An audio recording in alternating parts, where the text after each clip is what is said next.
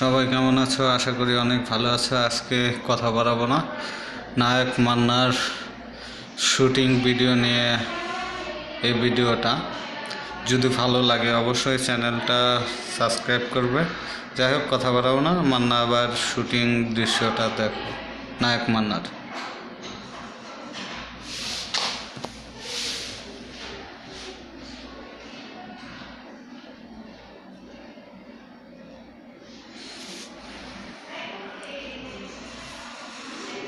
নায়ক ছিল একটা।